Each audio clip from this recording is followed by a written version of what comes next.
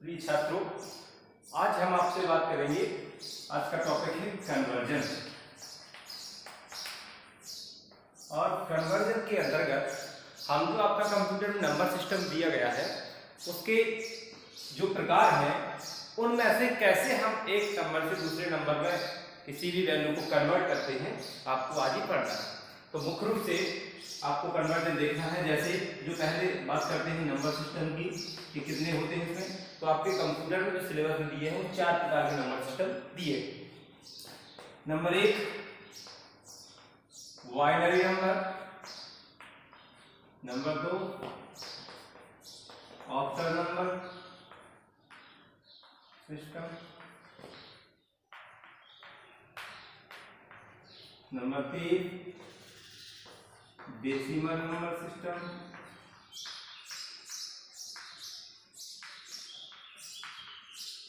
और number 4 hexadecimal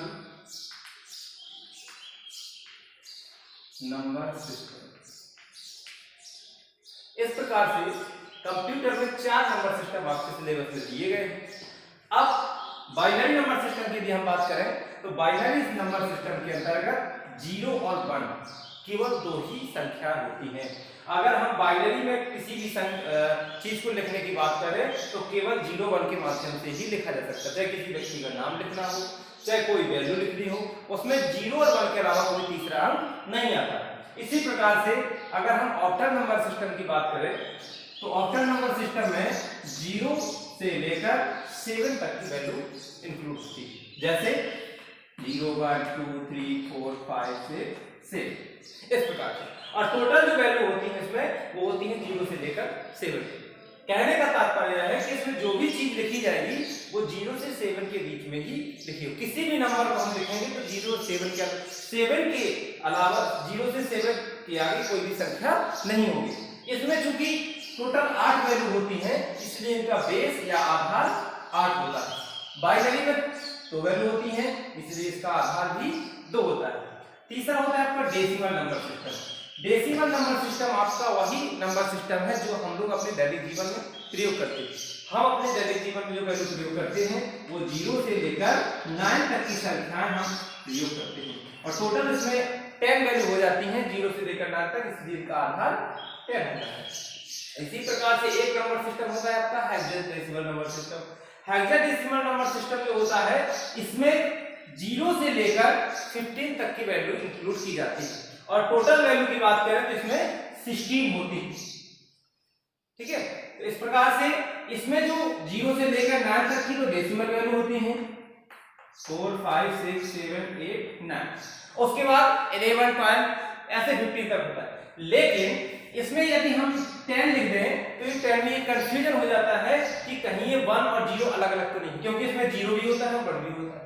तो इसलिए हम डबल अंकों की संख्या को डिजिट में ना लिखकर अल्फाबेट में लिखते हैं। जैसे A B C D E और F। इस प्रकार से टोटल इसमें वैल्यू हो जाती है 16, इसलिए इसका आधार 16 होता है।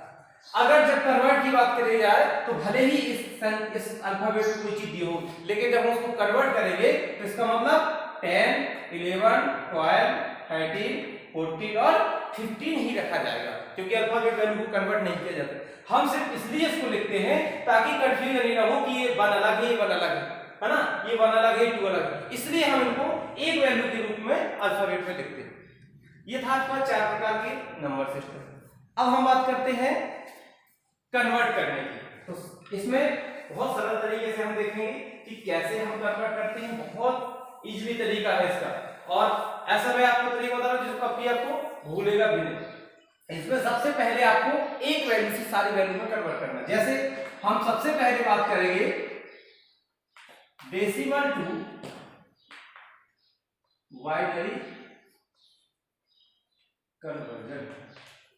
देखिए हम डेसिमल से ही सारी वैल्यू में कन्वर्ट करते हैं। जैसे डेसिमल टू ऑक्टल कन्वर्जन,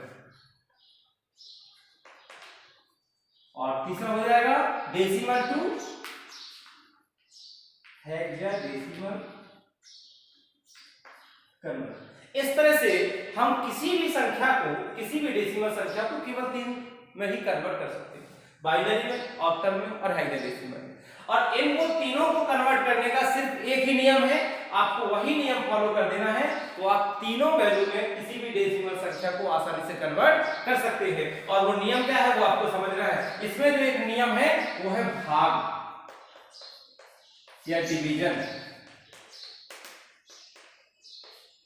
कहने का तात्पर्य है कि जो भी डेसिमल संख्या दी जाए, जब भी उसे बाइनरी बदले, चाहे ऑक्टल में बदले और चाहे हेक्साडेसिमल संख्या में बदले, उसके लिए हमें उस डेसिमल संख्या में जिस संख्या में कन्वर्ट कर रहे हैं उसके आधार का भाग देना है। और भाग वहां तक देना है जहां तक कि शेषफल जहां तक उस संख्या का भाग उसमें जाता रहे। जैसे अब इसका एग्जांपल देखते हैं।